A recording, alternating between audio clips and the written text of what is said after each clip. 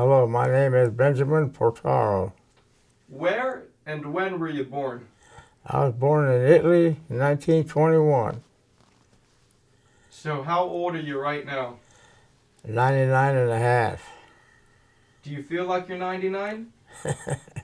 Some days I do, some days I feel worse. Physically, what is it like to be 99?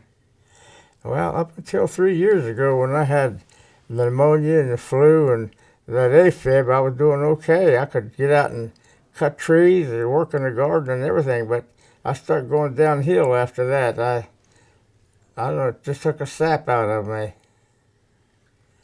And tell me, sir, what branch of the service were you in during the war? I was in the infantry, the 26th Infantry. They called it the 26th Yankee Division. I was in the 104th Regiment, George Company, which was a rifle company. And the 104th Regiment originated years and years ago. It had been in several wars that they moved this one up to the 26th Infantry, but my son in Colorado had looked it up, and it was way back by Civil War even. And in World War One, there was the first outfit that was awarded the French coup de grace. You know what that is, the coup de grace? Tell me. That's the rope that they hang. You see a soldier with a rope hanging around his shoulder? That's what they call the French coup de grace. And the 104th Regiment was the first one in World War One that the French awarded that to. And tell me, sir, what was your job in Company G?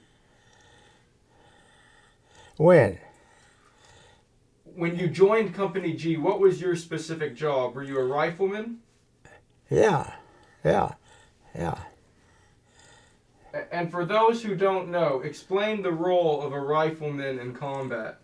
Well, a rifleman is a guy that sleeps on the ground in a foxhole. He gets up every morning and if his arms are frozen, he has to take off his jacket, throw it down, pick up his rifle, and move forward. And sometimes when they start artillery at you, when you hear it whistling in, you lay down because that shell, when it hits the ground, it goes like this. And if you're standing up, it hits your bores, and if you're laying down, it might come over you. And then as soon as the shell goes off, you get up and you run again. Perfect. And what was the highest rank you achieved by the time you left the service? Staff sergeant. You're doing wonderful.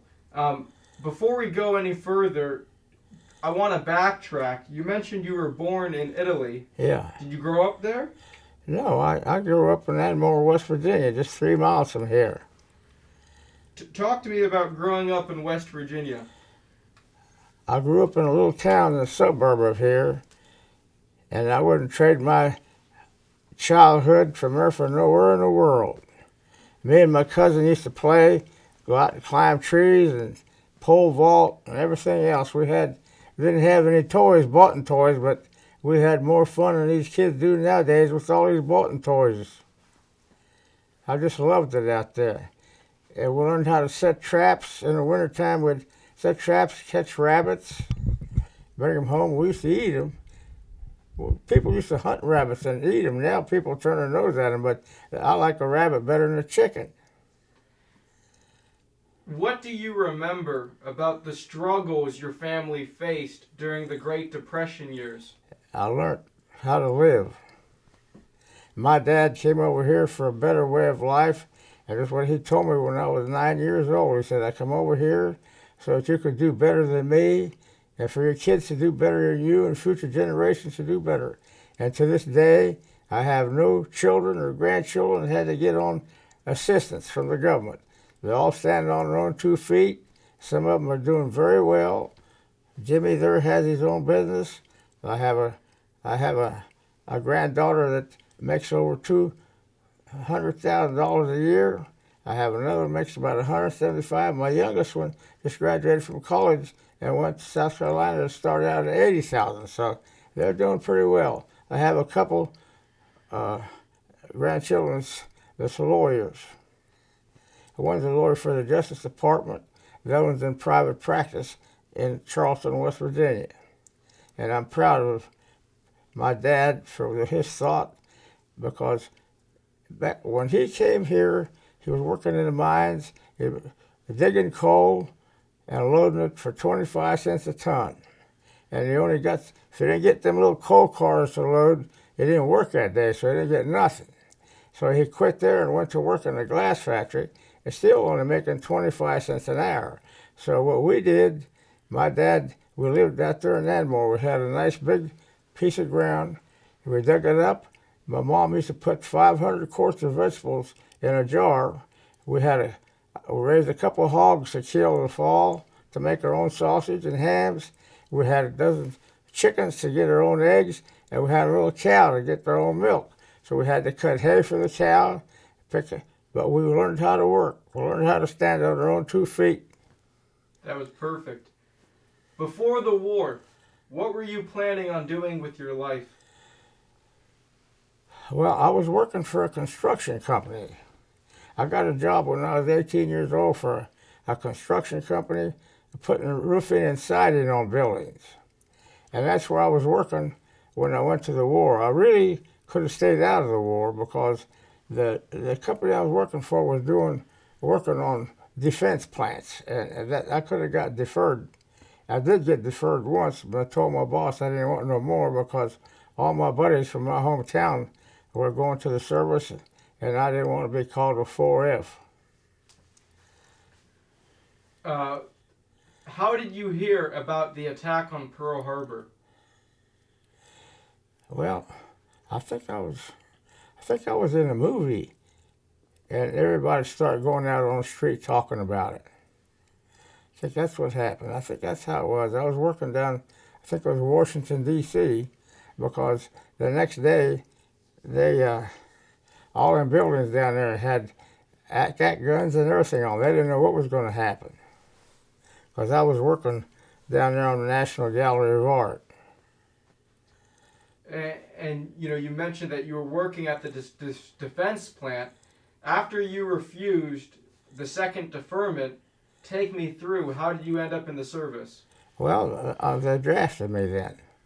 They drafted me, and they sent me to Fort Wayne, Indiana, and they were going to put me in an engineering battalion because of my experience in construction.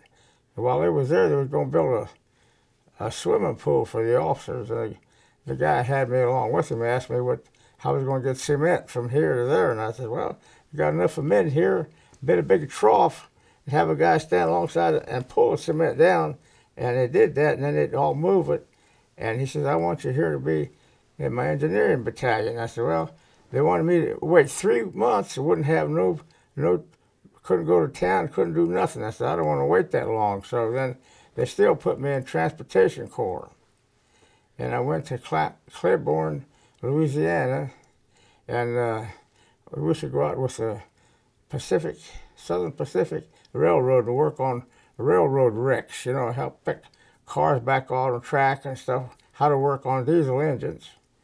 And then we went to England, and we was assembling the big war flats and stuff. And then after the invasion, they wanted volunteers to go to the front, and that's what I wanted in the first place, is what I was doing, to go fight. So that's where I went. Can you tell me a little bit more about the work you were doing in England with the transportation? What was a typical day? Well, we'd go out there and see these box cars, all them wheels underneath, they come all together, like for the front and for the back. And we'd get a crane and pick it up from out here and set it on the track. And it has a stud in the middle of it. And you put 2 of them so far apart. Then you get the flat car, bring it over, and set it right down on them pins to put it together. Then you put the thing on, and they used to take it to haul tanks and trucks and stuff to the front. Do you remember anything about the German bombardments, the buzz bombs or the bombings? Yeah. The first buzz bomb that came over fell right on a hill above us, and it moved some of our Quonset huts. And they called it a pilotless airplane. and we could hear the little motor running. And then all at once the motor would stop, and then it come down just like a bomb.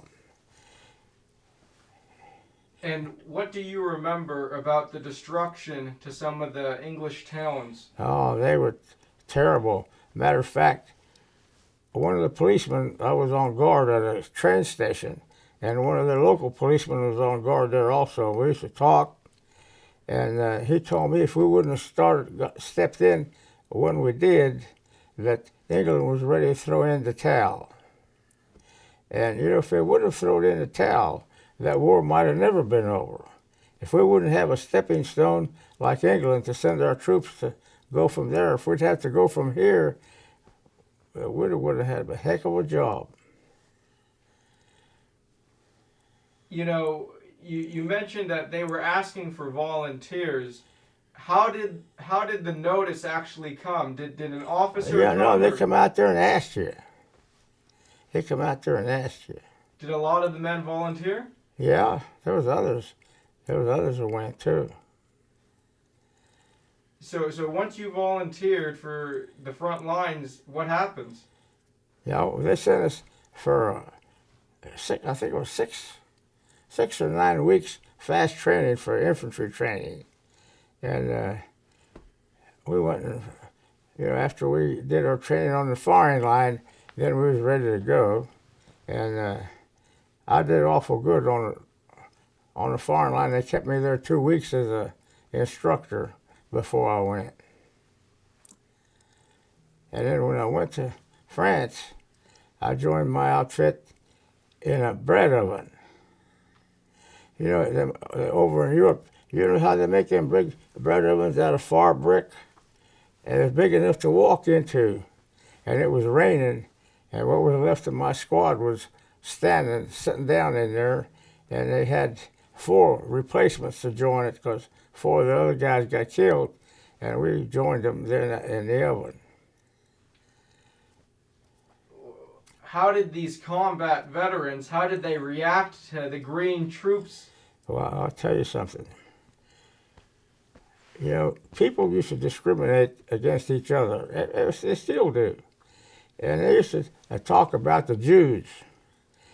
You know, that the Jews had the easy jobs and this, that, and that.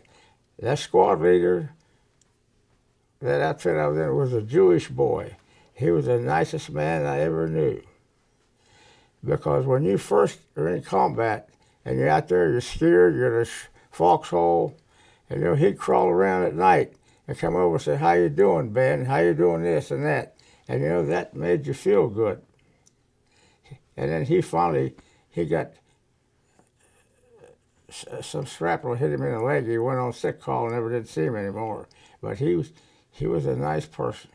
It just shows you the color of your skin don't mean a damn thing. You judge a person by the person, not by his nationality or color of his skin. I don't believe in that. Yeah, you're absolutely right. So after you joined the 26th Division, where were they by the time you joined them? It was in France. I think it was like in the Saar Basin. Saar Basin, remember. Yeah. And can you please take me through your first experience in combat? Yeah. Yeah, we was out there. We were just going, getting shot at. When you hear a shell coming in, you hit the ground. So the shell went off, you get up and go some more. And if you hear somebody screaming, you know he got hit. One of my buddies was laying on the ground over there from me, and one of them pieces of shrapnel pulled his shoulder clear out of the socket. And he was screaming for help, and the medic had already got killed over there, so he was trying to stuff clothes in there, stuff. You know how that blood squirts out like when you kill a chicken, how the squirt, just like that, is coming out of his shoulder. Hell, he died in no time. From the shoulder wound? Yeah, the shoulder was pulled clear out of the socket. It was gone. I don't know how it hit him, but it pulled it out. Do you remember, how do I put it? What was the feeling as you were making your way towards the front line? I mean, you knew that there were a lot of casualties? You knew that this is Oh, war. well. What were you thinking? Well, you're kind of apprehensive. You're kind of scared in one way. You know, you don't know what's going to happen, but you had to do it. You know, that's what you was there for. You had to do what you had to do. Then after a while, you got used to it a little bit. You know, you're always looking for a shell to hit you. You know, we get up in the morning and start going, and just waiting. You're always kind of waiting to get hit by a bullet. And sometimes it did. You'd be running here, and one of your buddies over here would get hit, he'd fall, and you'd keep going. Could you please tell me, sir, do you remember, could you please talk to me about some of the patrols?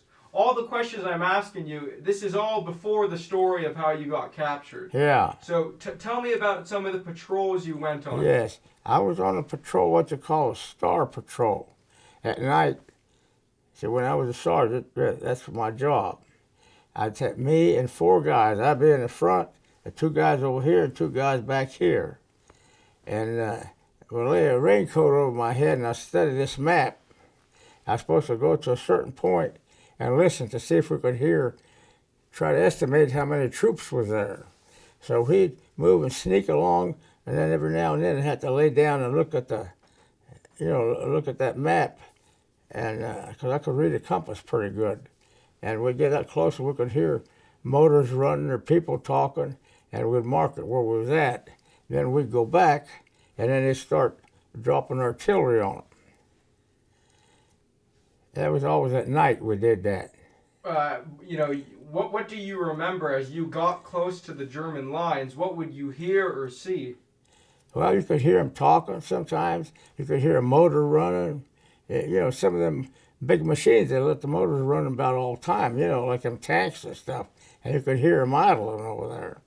And so you'd mark it so that the position so that they could drop artillery on them. Do you remember on any of these patrols, did you guys get into an engagement with the Germans? No, we never did. We never did. We were lucky. We sneaked close, could hear them talking, and sneaked back out of there. But we didn't. See, we studied that compass, and we knew where there was that, and we didn't make no accidents of running into the wrong place. What do you remember about the living conditions in combat? Well, the living conditions were just as bad living conditions as you can get. When you have to sleep outside or sleep set up in a wet foxhole, in the wintertime you dig a hole, there's water oozing in the ground. Sometimes you'd have enough, you'd have to dip it out with your helmet liner. And a lot of times you wouldn't even get a sea ration for supper. You'd go without nothing. And you sit there shivering all night. And then the next morning you'd pick up your rifle and you'd go again. And that was during the winter of '44, was the coldest winter they ever had in Europe. How did you guys try to keep warm during that winter? Hey, you just rub your hands. And I tell you, a lot of guys was losing their feet. And I used to take off, save me from losing my feet. I mean, they still hurt me. But I used to take off my socks and wringing water out of them because your shoes was always wet. And I'd put them next to my body where they'd dry out for the next day or that evening, and I'd put a dry pair on. So maybe then by nighttime I'd change them again. Every time that they get dry and we had to stop for a little bit, I'd change socks because we had many, many casualties from frostbite as we did gunshot wounds. Do you remember the first German casualties you came across? Well, there were a lot of them. I mean, we had them, the bombers, bomb them, came them in, and then we'd run into them dead. Sometimes we'd shoot them. And I remember one time how lucky we were. We were advancing across this field, and it was open field. And here, maybe 50 or 100 yards ahead, all at once, trap door opens up. They had a hole dug in, and had it covered with grass, and had a machine gun nest in there. And I thought, boy, as soon as it opened up, they come out with their hands up. They could have probably killed us all, but they decided they had enough and they surrendered to us.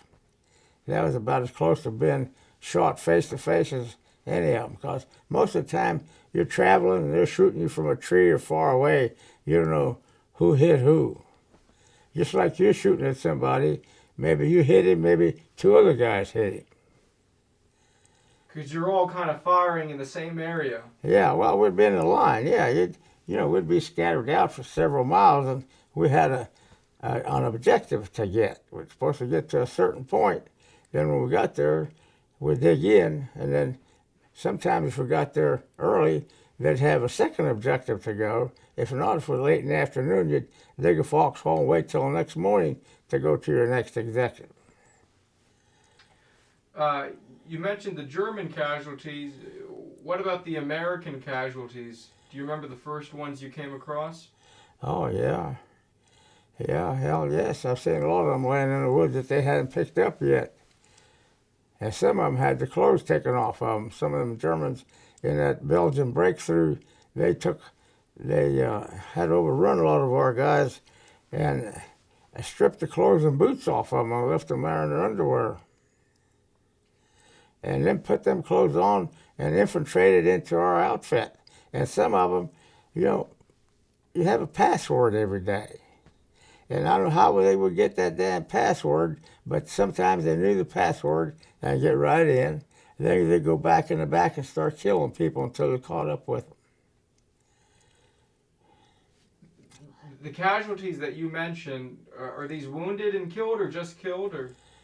Yeah, some of both. Some of both. Yeah, every day somebody's getting shot. Some of them getting killed. Then you get only 4 or 5 guys left in your squad, and then first thing you know, they bring you a bunch of replacements. And around Christmas time, it was getting pretty bad. And we had guys in the squad that spent Christmas in the United States, and New Year they was with you. They didn't even know how to load the Garand. They didn't know how to load the damn rifle. They were just sending them as cannon fodder. Can you tell me,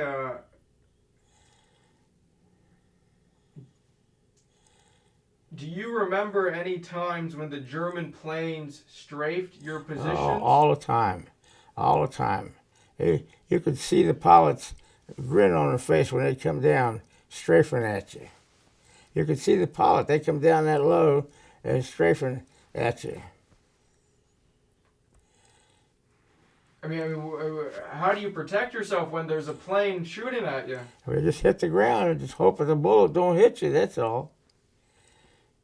I tell you one bad case that I wasn't there, but I heard of it. You probably heard about the Battle of St. Lo. Did you hear about what happened there? Why don't you tell me? They called for air power, for bombers to come.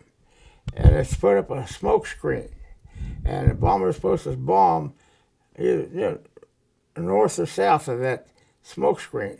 Well, after they did that, the winds started blowing and blew the smoke back here 5 miles. So they started bombing back here and bombed 5 miles of our troops before they hit the enemy. Yeah, they killed General McNair. Yeah. Yeah, I don't know. I thought maybe you talked to a lot of guys. Maybe you heard about that before. Yeah. What do you remember about German mines? Well, we never, actually, I never went over any. Once in a while, maybe a tank would, but we never, when we walked, we never tripped any off. Where we was at. I mean, was that a big fear that you were going to step on a mine, or? No, we didn't hardly worry about that. Because we was on the move every day, and they had some that you had to watch. There'd be a little wire tied to one over to this tree, and as you walked, if you hit that wire, it tripped it. We used to watch for that. But to step on one, no way of watching. Did you have any experiences against German snipers? Well, yeah, we've had some guys shoot at us, yeah. Oh, they They had some kind of a rifle that could shoot you for long ways. Oh, hell, them snipers could shoot you from this hill over to, across the hill over there. And they'd be up in a tree somewhere. Sometimes, after a while, we'd catch up to them and get them, but a lot of times they killed several guys before we caught them. I mean, sir, what is that like to be in a position where you don't know if there's a bead on your head? I know. That's what I said. You always go to that feeling that you're ready to fall dead. You're always waiting for it to get hit all the time. And when you're moving, you're always waiting. Am I going to get it now? Am I going to get it now? But you got to keep going. After a while, you get used to it. But when you first start out, that's when it's the worst. The longer you go, then you get used to it. Did you have any experiences against German tanks? No, we never did. We never got attacked by one. We always had, we had these guys with bazookas and stuff that sometimes if they start coming, would shoot the track off of them. If you cripple a tank, then they can't run. Then you get one of them 90 millimeters on them trucks to blast them. I want to tell you something. This boy was with me from the beginning, and his mother must have raised him like a little girl. He was never cussed. Gentlemen, he liked history real bad, and he always was reading history books. And we was always like, he was in that bunk and I was in bunk. And when we went to England, he wanted to go see all the historic sites and read and read. And when we went to the front lines, we went together, but they put him in a different foxhole than they did me. And first time we had a barrage of artillery come in, when you heard it, we ducked down. And when I raised my head, he was deaf. That boy was deaf in one ear and blind. If you took his glasses away, he wouldn't know his mother from here to there. But they drafted him. And he didn't hear that shell coming in. They were sitting in that foxhole with his head above the hole, and took part of his head off. And it just made me feel so bad because he shouldn't have been in there in the first place. They shouldn't have took that boy to the service. How old would you say he was? He's probably my age, probably about 20, 21. So, am I correct in saying that he volunteered because he was in the transportation outfit, and he also volunteered to go to the front lines? Yeah. So I mean, that must have taken a lot of courage on his part. Yeah, he was a good boy. I'm telling you, I knew him from the beginning. He was just a nice. Never heard him cuss. Never nothing. That's all he was interested in was history. Wanted to study all the history, all about England, and all about everything. He was a bookworm. Do you remember his name? No, I don't now. I used to remember it for a long time, but I used to remember my foxhole buddy's name. Now I forgot it too. He was from North Carolina. I tried to contact him, and but by the time I got to him, he had died from something. He died young.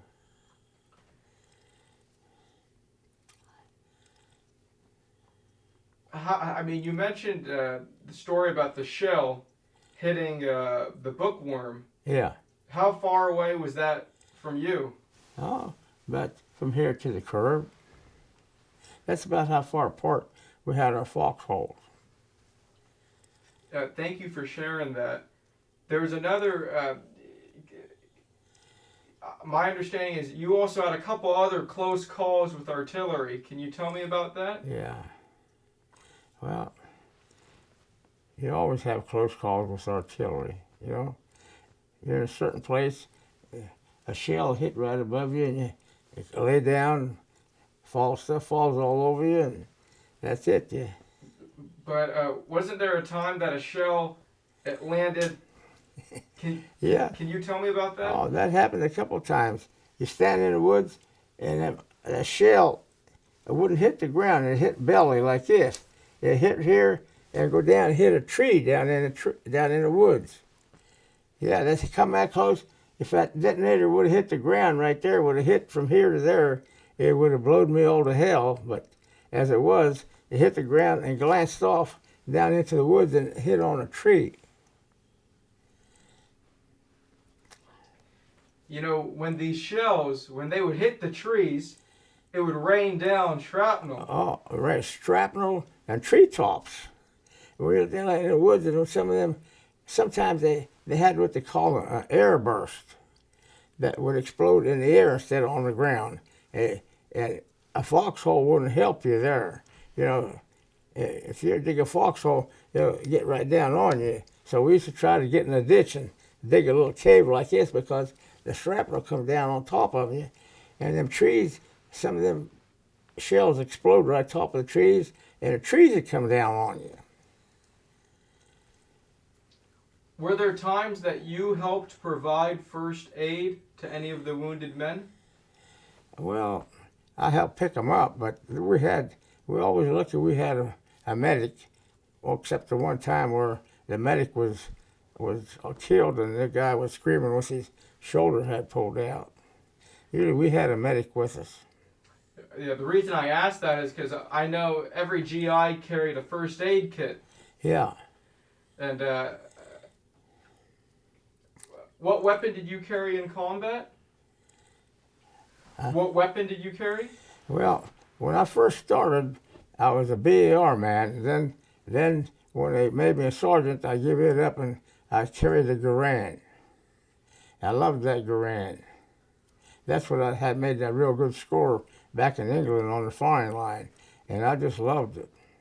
Matter of fact, I bought one after I got out of the service just to have it.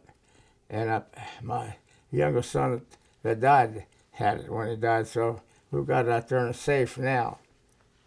Have a Garand. Paid $600 for it on the outside. You know, when you guys would get into firefights with the Germans, you know, typically how far away would they be? Well, a different distance. Different distance. A lot of times we'd have to put it on our bayonet, but we never had to use them. But it was ready in case they come in on you without being shot. You had a bayonet to try to defend yourself, but I'm glad we never had to go that far. Did you guys ever have to engage the Germans, you know, in any of the towns, or was it always in the countryside? Well, both. A lot of times they'd be in these houses and we'd have to clear. When we go through a town, we had to clear every house. We had to go through and make sure everybody was out of it. And then sometimes there'd be some civilians left in there. And sometimes the Germans would be holed up in there. Then you'd have to kill them. Sometimes a civilian, you go to break into a room, some old woman or somebody be hollering, and then you get them and take them down to the church and get them out of there. We take them and put them out together. But we had to get in a little town. You had to go through the houses, all the houses, and make sure there was nobody there to shoot you in your back as you went by. Where would the Germans hide in these houses? Well, they'd just be inside the house, sometimes in the basement, up in the attic, or anywhere. And you wouldn't know unless you searched it real well. Sometimes, if you didn't search it well, maybe you wouldn't find them.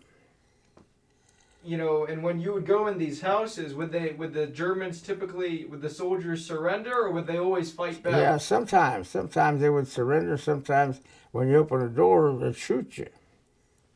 Sometimes they'd be waiting on you. They'd shoot you, and then your buddy would get them.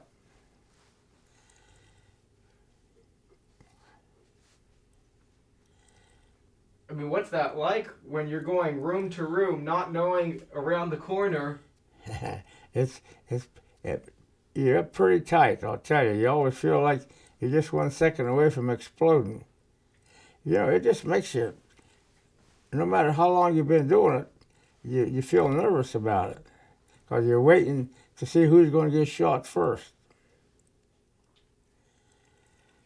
You mentioned the deaf boy, but were there any other notable men who you remember that were killed from your outfit? Oh, yeah. Yeah, this one Jewish boy that got wounded, he's real bad. But then I've seen other ones, but that one was real good friends with.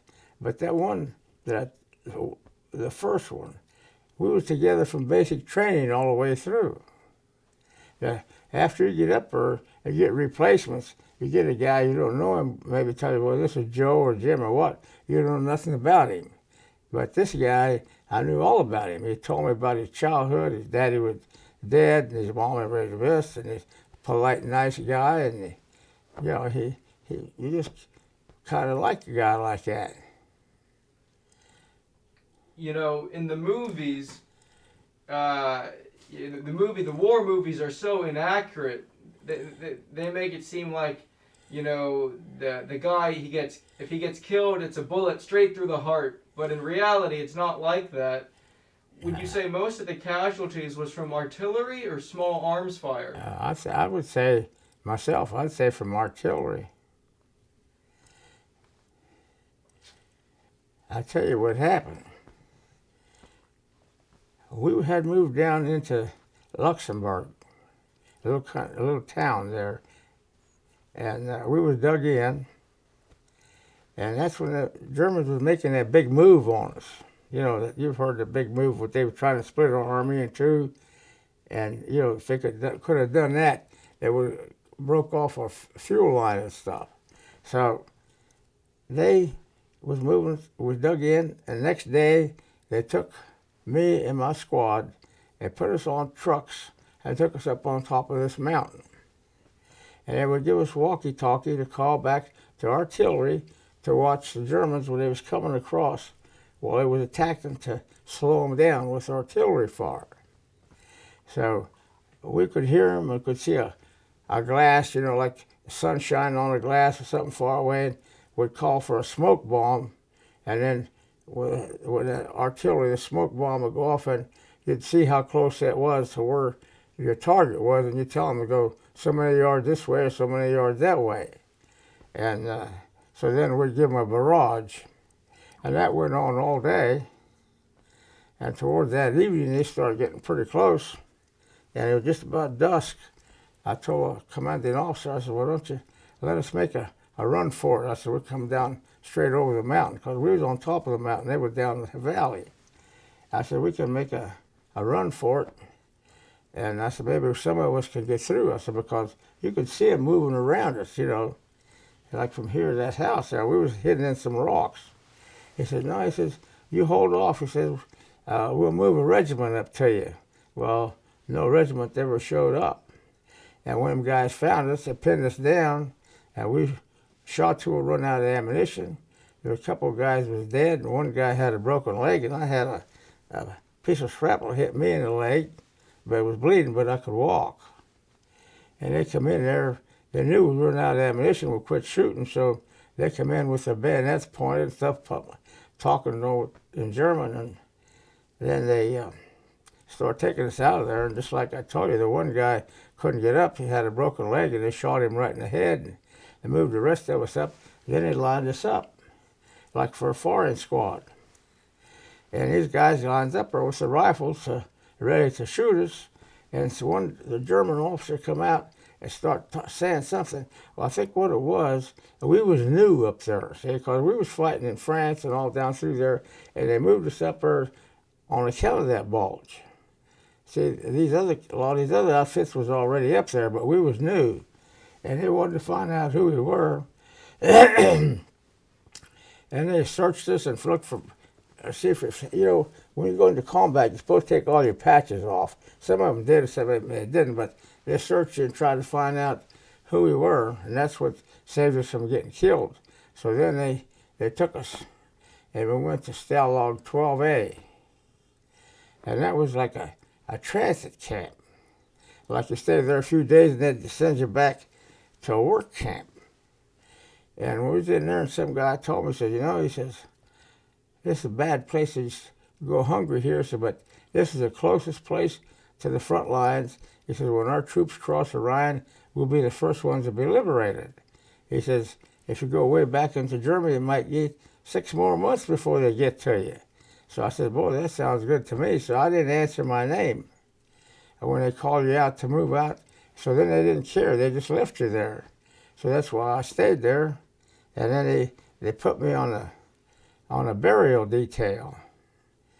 And that's all I had to do was, when our buddies died, we'd pile them up, wrap them in Sisselcraft paper, and pile them up on a horse and buggy and take them up, throw them in a shallow grave up on the hill there where the Russians was digging the graves for us.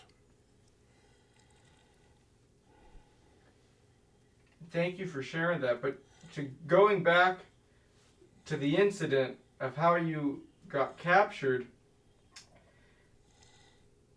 what do you personally believe was the reason you guys were out there? Well, that's what we really, I really believe that they sent us there for that, but I think the guy that should have let us make a run for it.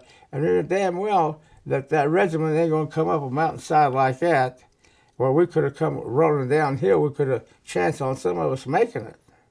And I think he sacrificed us to give them a little bit more time to get ready or to move back or whatever they did. I heard later that they got pushed back a little bit. The regiment. Yeah. And were you in charge of the outfit? No, I was sergeant and I was a staff sergeant.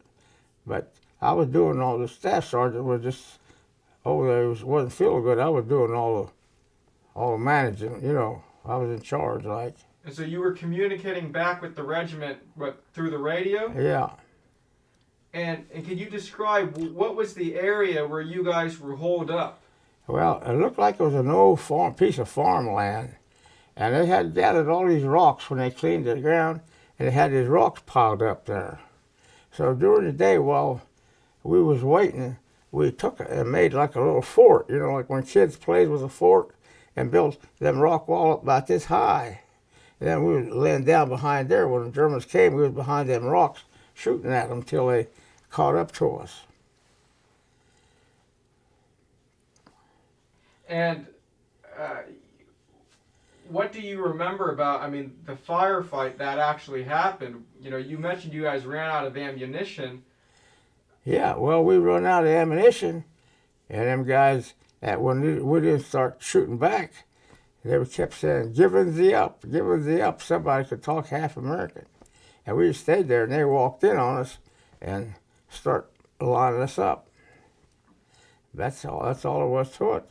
Well, when they came and found us, and we started fighting them off, we held off till our shells, we ran out of shells, and then that was it. How long do you think you guys were able to hold them off? Oh, shit, I doubt if it was a half hour. It wasn't very long. When you're shooting like all the shells you got, don't take very long. We just complete shoot, you know, when they're coming. I mean, were you guys, I mean, do you remember seeing the targets, or was it just a general area? No, hell no. We could see them coming all around us. I don't know how many of them guys we killed. Hand grenades, we used up all the hand grenades. They used up everything we had. But hell, there was hundreds of them. You know, that was their big drive to split our army in two. And I figured that was the one.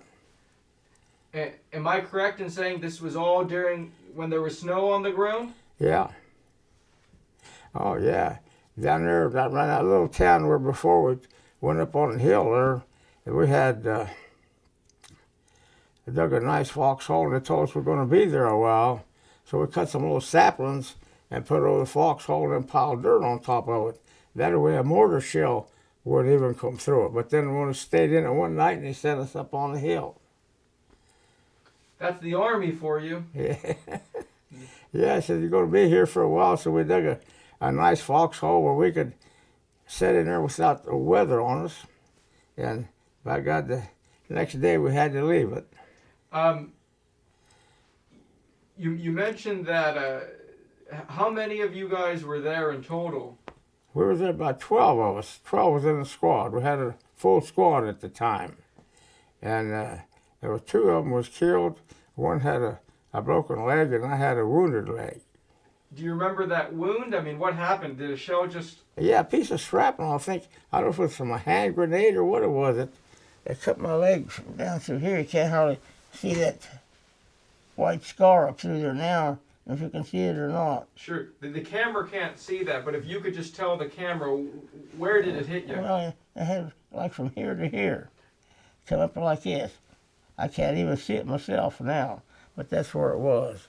It was just a shallow wound, like something hit me and scraped me. I think it was probably a hand grenade that blowed up, and a piece of it come up through there. On your right leg. Yeah. And so, I mean, had you heard stories about what it was like to be a prisoner of the Germans? When you guys ran out of ammunition, you must have figured you guys have to surrender. Yeah, I don't know. And I thought, like I tell you, usually when somebody fights you back, you shoot them. Usually, like some of our guys, if somebody didn't surrender when we wanted them to, and they killed some of our guys, you shoot them when they did surrender. And that's what I thought was going to happen to us. And but they didn't. We had killed several of them, but the reason they didn't kill us was because they wanted to find out who we were. That's what saved our life. They wanted the information. Yeah, they wanted to know who we were, what we were, the name of our outfit and all they did. I don't know if they got any information or not. You're not supposed to tell them any, your name, rank, and serial number, but then sometimes when they beat up on you, sometimes somebody might tell them something, but they don't know what happened. They separated us all and just took you to different places and beat you up and pointed a bayonet at you and everything else. Do you remember the things that they were asking you? Yeah, they would want to know the name of my outfit, where I was from, what I was doing, what we were doing up there, how long we was up there, and everything. What were you saying? I tell them my name, rank, and serial number. And then it hit you. You mentioned that right after the Germans surrounded your position, two of the men had already been killed, but you had a wounded man. Yeah. Did you guys try to help him, or? Well, no, we was all pinned in. We was all together. Well, when this happened, we was all in a little space about like this in that fort. And, we was fighting. He was just laying there. I mean, you're there busy shooting, and he just laying there hurt. No, I'm saying when the Germans came. They had us all surrounded and shooting us in there, and we were just shot back till we ran out of shells. But I'm saying after you guys threw down your weapons, I mean, was he just left there and he was killed, or did you guys try to help him up? No, when we surrendered, they didn't give a chance to do it. They asked him to get up, and he couldn't get up, and he couldn't walk, so they just shot him. When we come in and punched us, got us out of there, this guy couldn't move, so we couldn't do nothing for him. Because if he couldn't walk, they were going to kill him. That's what they did. So you're very fortunate that even though you were wounded. Yeah, if my leg would have been broke, I'd have been dead too. It's just amazing to. It's not. It's the Germans, so you expect that, but it's just a horrible thing that they would do that. Well, it's a war. War is war. A war is hell, really. Did they take anything of yours besides your weapons? Did they strip you? Oh, yeah. It took everything out of your pockets, everything you had. Like I had a wallet with my pictures of my family in there. It was all gone, everything. It left you with nothing.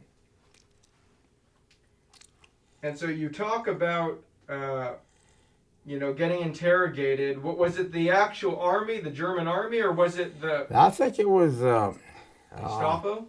Gestapo that did it. Yeah, they had different guys. At that time, some of them had white uniforms on. In that snow, some of them had them white uniforms on. You couldn't even see them at a distance unless they moved. Did you have a family back home? Yeah. I had my mother and father. I had my wife, and by the time I got out there, I had a little baby, but not at the time I was a prisoner. I wasn't a daddy yet, but he was born while I was in the Army.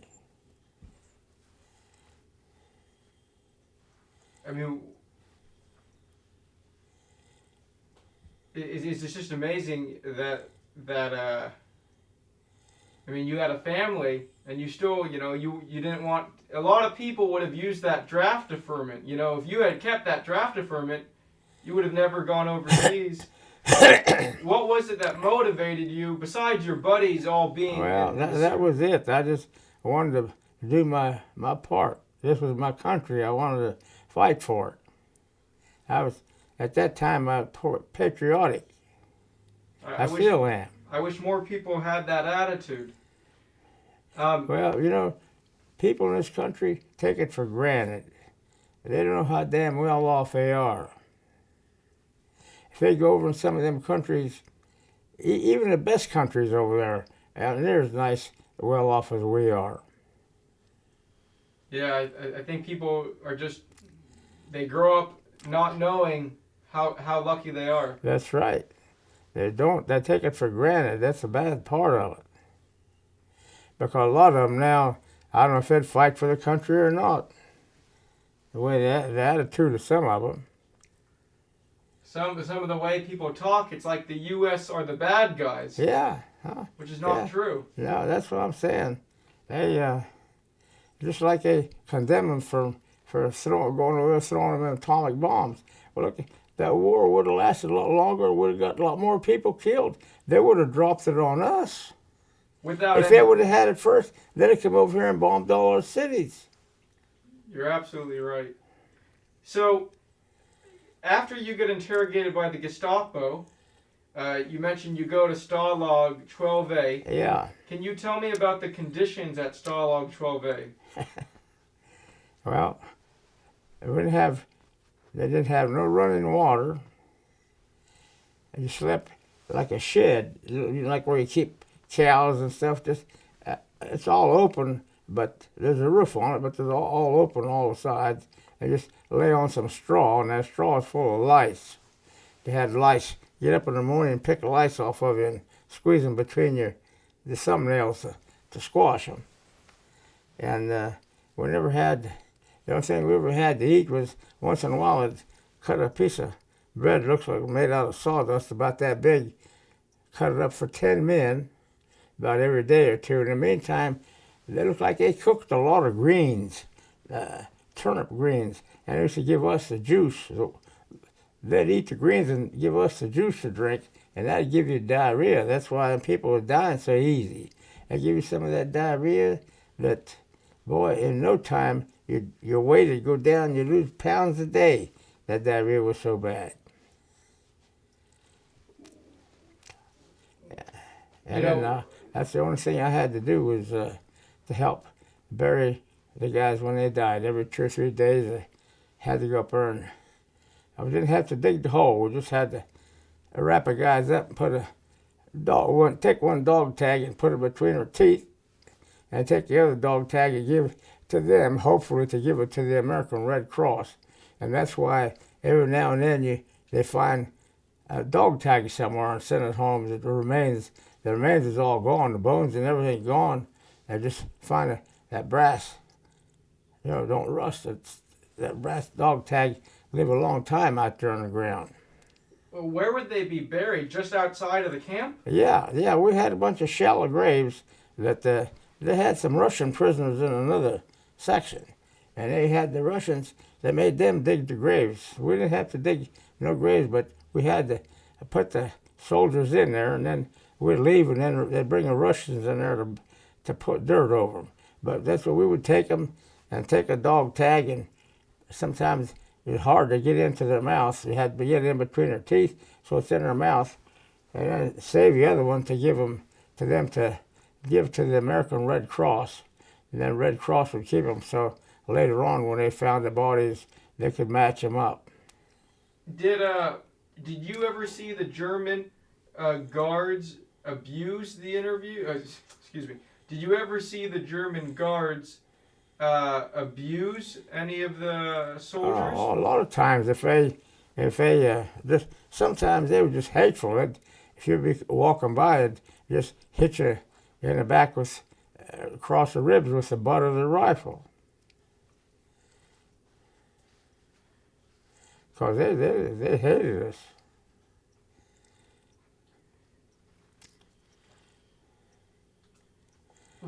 Was there ever any retaliation from the Americans? No, hell no. If they did, they'd kill him right there. You know, you can't say nothing. You go to raise your hand, and the next guy will shoot you.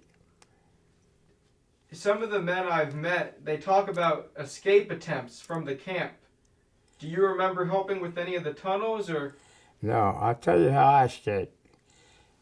When our Germans crossed the Rhine, we was the first camp that was going to be liberated. So when our troops were getting close to the Rhine, they took our troops and all of the people who couldn't walk, they left them there like that picture that you've seen of that guy starved to death there. When our troops got there, they found him laying there like that, and they start marching us. And after they marched, you know, I was pretty weak too. Just like when you're about starved to death, you're not very strong. And so I was walking along, and some boy was walking along with me from New York. His name was Bob Knopf. And I told him, if you dropped out of the march, if you fell over, they'd shoot you, and you'd have to walk around them. If you couldn't make it, you fell out of the march, you shot. So I told this guy, I said, hell, I'd rather get shot running away in the back than to be shot laying there dead. So he says, well, I don't think I can make it another day either. He says, if you go, you take me with you. I said, well, tonight, you know, over there they have a lot of pine forests. You know, I don't know if you've ever been out in the woods when it's a lot of leaves and stuff on how dark it is. Well, them pine makes it awful dark. And I said, we get into one of them. I said, the guards, flanker guards, couldn't see very far. You know, they got them about 30, 40 feet apart. And if you're in the middle, you can jump into a ditch and they wouldn't even see you. So when we got to a place like that, I took his hand and we jumped out of the ranks and crawled in this ditch and just went like from here to that TV and laid there until they all went by, because we knew they had a flanker guard. You know, a flanker guard is somebody out in the woods going down. If you get away from them here, they shoot you coming out up there. So I knew they had them. So we just laid there, and then the next morning, later we crawled back through the woods and stayed there. And then there was a field there that we seen a pile of, you know how people used to bury stuff on the ground? And we all start digging, and they had like them big rudabakers in there that they feed to the cows or whatever. And we ate on a couple of them. But 3 days later, our troops came by with tanks and jeeps and stuff, and they had the Germans on the run. And I took off my T-shirt to wave it so that they wouldn't shoot me going across the field. I was waving that so that I was surrendered, and I stopped the jeep. And told the jeep stopped, and I told this guy, saluted him, told him who I was, and he set us off some sea rations and told us to sit there by the side of the road and somebody would pick us up on the way back. So that evening, one of them trucks picked us up, and they took us back, and then they flew us back on a cargo plane back down to Camp Lucky Strike, and they run us through about twice to get the lice killed off of us. And then stayed there fattening us up there for a couple of weeks. Then they sent us home. I was sent home for 90 days for a recuperation furlough, and while I was home, the war ended over there. What was that like to hear about the war ending? I tell you, when I got home, and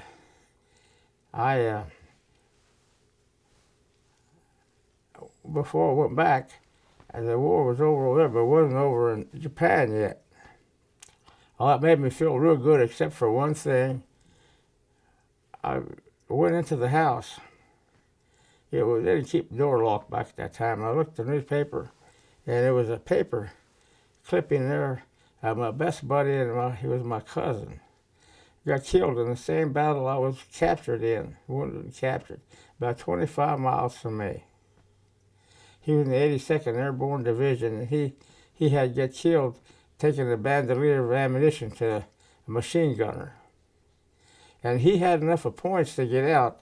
He had wrote to his mother and told him to get his bed ready, he's going to come home. And when that Belgian Bulge broke they said we were supposed to go on R&R, and I was supposed to meet him in France at the Eiffel Tower, but they canceled everything, and they put everybody on trucks and sent them back up to the front to break up that big invasion that was coming. So then he had already points to go home, but they still wouldn't let him come home and sent him for one more battle, and he got killed. And that broke my heart. What was his name? Nick Cavallaro. Nick Cavallaro. He was a paratrooper with the 82nd Airborne Division. And he was my childhood best friend. We grew up from little up, played together. We used to play in the fields and climb trees and set traps and enjoyed Mother Nature like you wouldn't believe. Can you tell me what kind of person was Nick? He was about my size, and his folks had come from Italy too, and his brother had come from Italy. He was about 7 years old, and he was, maybe lived a half a mile up the road from where I did, and he used to come past my house to go to school. We used to have to walk to school, which wasn't too far. And then after school, when we didn't have to go help our dads in the garden, we'd go out and play in the woods and climb trees and jump pole vault. We'll do all kinds of things that you could do. Walk on stilts. We made our own. Our dad didn't have no money to buy us toys, but we made our own. You're doing wonderful. I wanted to know, how did you mentioned you were going to meet Nick at the Eiffel Tower. Yeah, well, we used to write to each other. And we used to get letters from each other. And that's the last letter when I got, he said, I'm going to go to, was going on R&R before he going to send home. He was going to send him home after that. And I said, well, and then found out we were going to go on R&R, and I wrote to him, I said, I'll meet you there. So then neither one of us got to go anywhere because they put us on trucks and took us back up to the front. We didn't get no time off. We just finished one battle and got into another one. Yeah, well, when they took us out of the camp, they put us on a train. And while they put us on a train, before the train ever moved, it got strafed. By who? By our own airplanes. Because they thought maybe they had ammunition or guns or something, cannons or something there. And they killed 100 of our guys in there, out of them box cars. And I don't know how many was wounded. The guy next to me had his leg broke by one of them shells. So they opened the car doors and set us out. So we didn't go nowhere in the train. They put us on one day and took us out the next. But they put us on a train they put the damn box cars with their ammunition in the tunnel and left us outside the tunnel. And then when our airplanes come, they thought we was part of that, whatever they had in the tunnel, and they strafed us and killed a bunch of our guys by mistake. And then somebody got the word to them that they let us out of the box cars. They let us out the box cars, and somebody said, take off your shirts. And we took off our shirts and bent over, formed like a POW. And that airplane recognized he tilted his wings, and it didn't strafe us anymore. And they kept guard over us in case somebody else would come so that they wouldn't strafe us. What do you remember about the casualties in your boxcar from this trip? Well, there was a couple guys was killed in my boxcar, and I know the guy next to me had got wounded. He had his leg, an arm and a leg both. I don't know if it was from the same bullet or what it was. Maybe one ricocheted into the other, but yeah. They took us out and they set us under some trees, and we sat there all day. And them guys, they get no medical attention. But then when it started getting dark, they start moving us. I left them other guys there, hoping that our troops would overrun them. And if our troops would catch up to them, they had their medics to take care of them. So I don't know if our troops got that far or not. But they took us and started walking us, the rest of us. We had to start with. How packed in were you guys in that boxcar? I tell you, it was packed close enough that you couldn't move. Probably 100 of us. If you laid there, you couldn't move this way or that way. You just had to sit right there. That's all. You couldn't move. You couldn't move at all. I mean, that must have been so terrifying when the bullets Oh, started. them damn bullets start coming through the roof, and you see somebody fall over. That was it. You couldn't get out. Then somebody opened the doors, and we got out and formed that POW, and that plane recognized it. And he tipped his wing, and they didn't strafe us anymore. And he didn't let nobody else strafe us either. If other planes had come, I guess he'd tell them who we were, and they left us alone. Do you think that a German opened the door or that you guys broke it open? No, we didn't break it open. Maybe one of them Germans did. I don't know who opened it. Somebody on the outside opened it and let us form into a POW with our shirts off so they could show, they could read it. And the guy tipped his airplane wing and kept on going. Then he was okay. So after this strafing incident, you guys get back on the boxcar, right? No, we never got back on a boxcar. That's why they start marching us. That's when night came and I seen how we were going to be marching it. I figured I was pretty weak. When I went into service, I probably weighed 165, 75 pounds.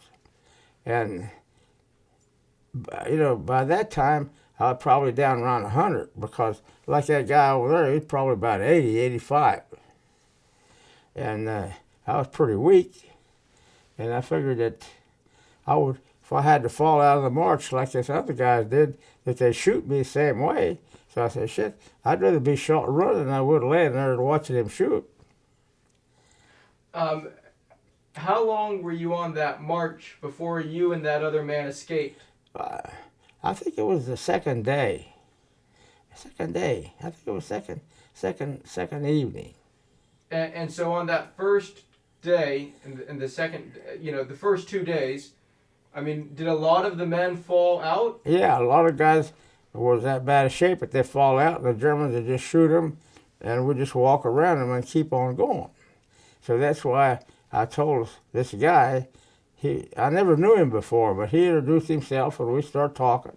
So then I told him what I was going to do, and he wanted to go with me. And the best part of it is, after we got out, they sent him his way and me my way. And I often thought about him. I know he lived in Schenectady, New York. And I've been through Schenectady one time and tried to look up his name, and he wasn't in the phone book. So I said, oh, hell, I'll never find him. Then a friend of mine out here, that was a POW, he was in the artillery. We used to go to lunch together once in a while. And he says, Ben, why don't you join this ex-POW? I said, you get word on from guys that joined, somebody that might know, and this and that or the other. And so I said, yeah, that's good.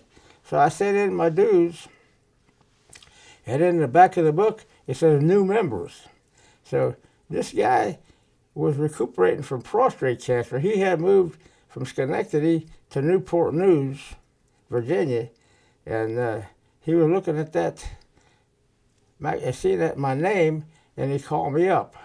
Well, at that time, my dad was dying of prostate cancer, and I was out there that morning, and my wife called me up and says, you just had a phone call. She said, you'll never guess who it was. And she told me who it was, and I couldn't keep from crying. Just never knew the guy, only for one day, but what we went through together. And so I come home, and I called him up, and he had prostate cancer, but we met for a weekend in Charlottesville, Virginia. We spent a weekend there together. What was that? He called. He got there before I did, and I told him who he was and who was waiting on it. And all them people from around there, we walked into that door. They all just come around us, hugging us, and it made us feel so good. And we spent the weekend together, and then we was going to spend the next year, go down again, and he died in the meantime. But he was a heck of a nice guy. He had got married and had a nice family. And by joining that magazine, I found him before he died. You know, in that time period between when you escaped from the German march, I mean, you mentioned that the Germans had the flank guards. Yeah. So your strategy was to hide until they had gone away? Yeah, we hid till they left, till everybody was gone, till during the night when them flanker guards, see, you're marching here, and you got a guard here, and then out here, maybe 100 foot in the woods, there's a flanker guard walking along. Like if you sneak by this guy, and you come running up through the woods, and that guy, you don't know that guy's up there, you're going to run up there and he'll get you. So we knew that was going on. So instead of running through trying to get away, we just went like from here to that TV and lay down and waited a couple hours till everything was quiet before we moved. And how long was it? You mentioned going and seeing the turnips under the dirt. Yeah. How long was it before you saw the Americans coming? I think it was 3 days, about 3 days. So did you stay in the same place? Yeah. And we was watching this road, and then all at once, all hell broke loose this one day, and the German tanks and Germans was running like hell getting away from there, and our troops was right behind them chasing them. So after it settled down a little bit, that afternoon, I took my undershirt off and was waving it and run to the road because you had to run maybe 3 or 4 blocks. You know, you're pretty far away from the road. And if they'd see you out there, they'd think maybe you was one of them. So I had that white towel say that if I was one of them, I was going to surrender, you know. And I walked up there and I saluted this guy and told him who I was. And so he said, well, he says, set off a case of sea rations and told us to stay there that day. And somebody would pick us up at night. And they picked us up and took us back. And then they put us, they put us on a plane and shipped us back to Camp Lucky Strike, and they had to delouse us. We had to run us through 2 times. We were so full of lice to get the lice off of us. Are these body lice or hair lice? Yeah, body all over the damn hill. Underneath your arms, under your belt, in between your legs and your hair. It was always picking them. It itched like hell. It was always, in the daytime, that's all you did, stand out there and find one and get him and squeeze him. Then you go in there and lay down that damn straw and get him again that night. At a certain point, I mean, you guys were really treated like animals. Worse than animals. Shit, the animals, they fed them better because they had to get work out of them. They fed us slop. When you were a prisoner, you know, you mentioned that strafing incident, but were there any other times you remember seeing the American or British planes, you know, on their bombing raids? No, I seen where, when we was in the front line, sometimes our own troops were trying to shoot the enemy, and sometimes they start shooting over here and get some of us instead. That happened several times. And just like that one time I told you I wasn't there, but I heard where they put up that smoke screen and they start bombing 5 miles back here and killed a whole bunch of people. But when we was in the front line, sometimes them pilots, you'd call for help to get these guys in front of you, but sometimes they start shooting back here, and sometimes some of them bullets might get you up here before you got to them over there. I mean, it wasn't intentional. It was just trying to get too close. Do you remember your first meal that you had back home? The first proper meal? Oh, you mean after I got home? I don't know, probably spaghetti and meatballs. What advice do you want to give to future generations? Don't have no damn wars. Settle it. Get together and talk it out. Just like people don't do that. Just like our politics.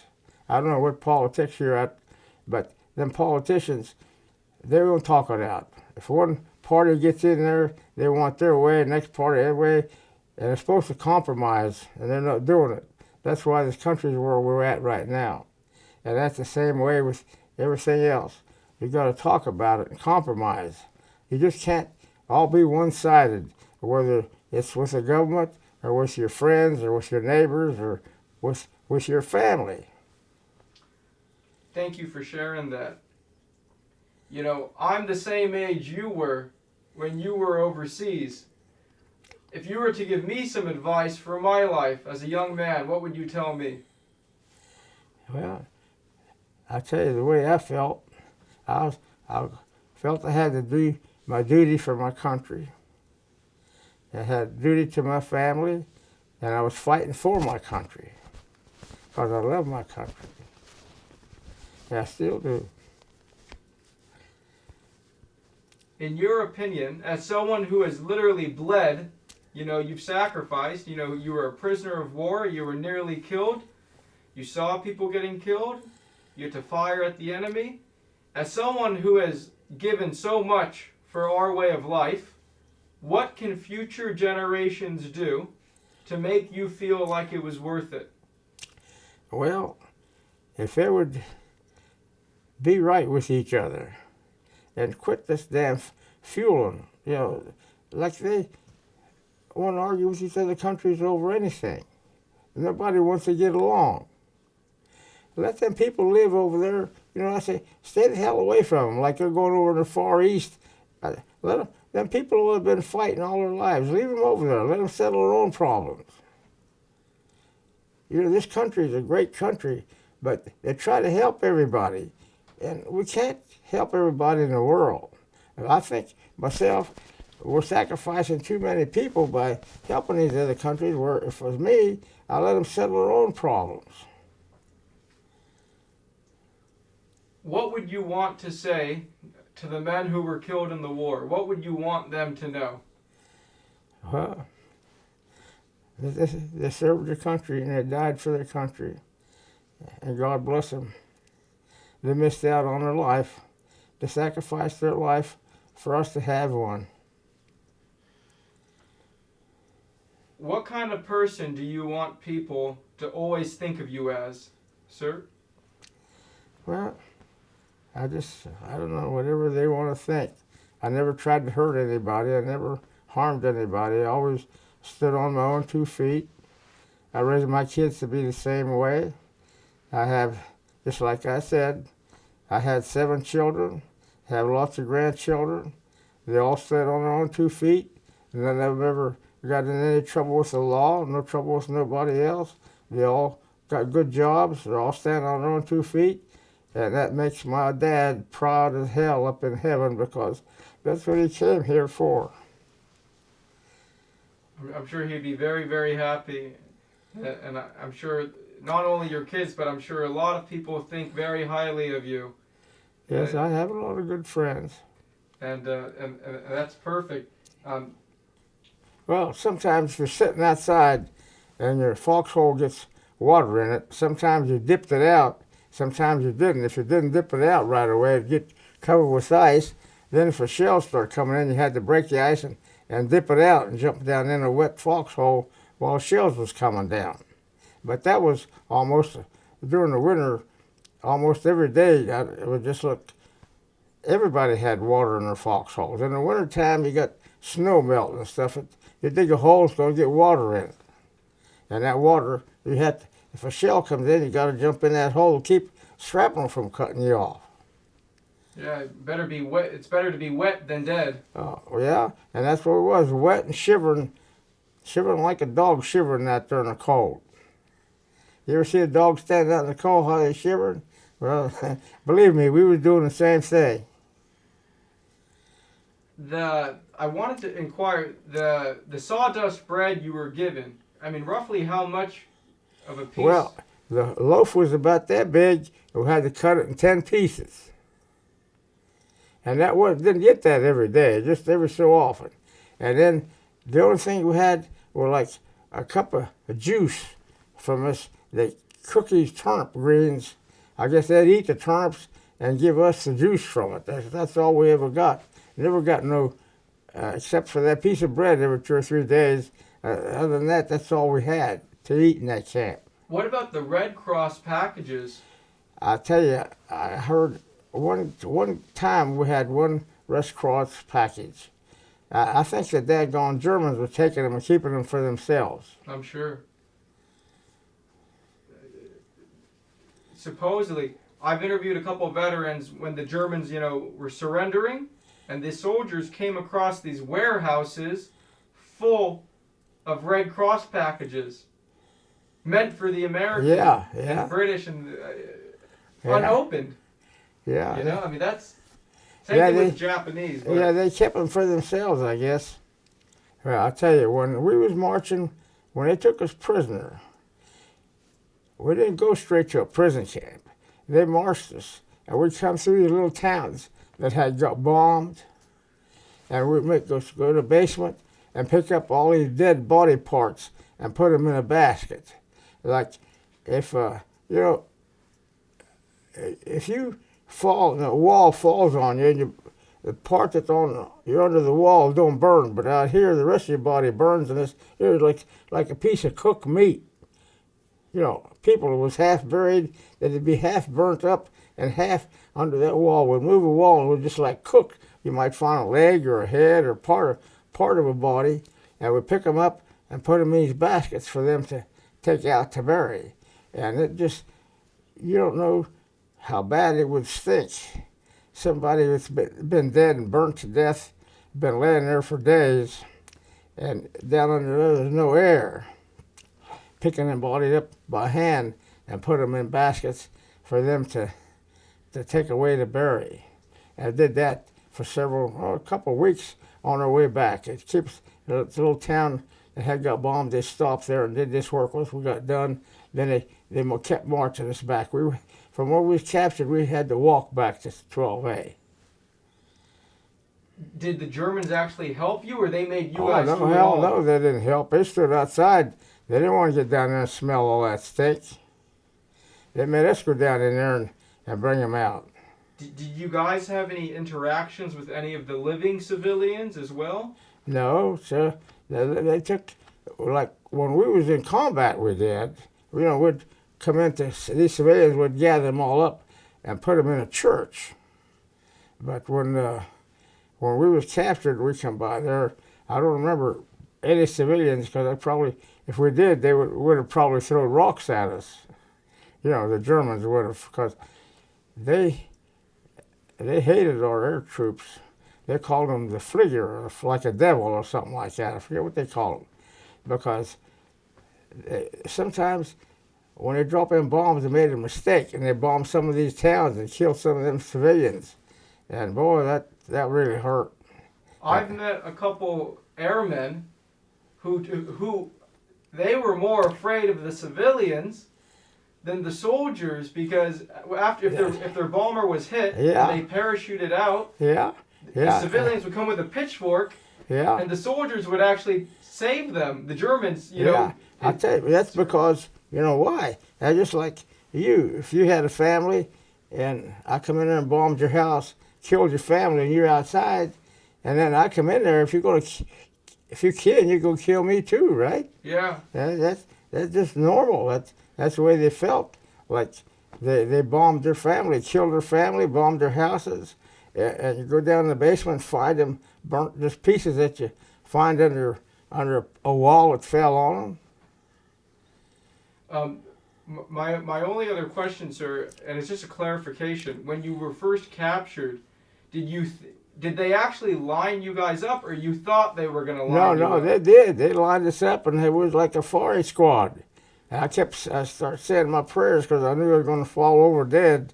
And this one officer, come out there, and he said something. They put their guns down and took us away and started searching us and everything. That's what I figured, that they wanted to find out who we were. Those must have been some of the longest seconds of your life. Boy, yeah, that barrel looked that big around, I'll tell you. The barrel of a rifle is only about that big, but it looked that big when you're looking straight at it.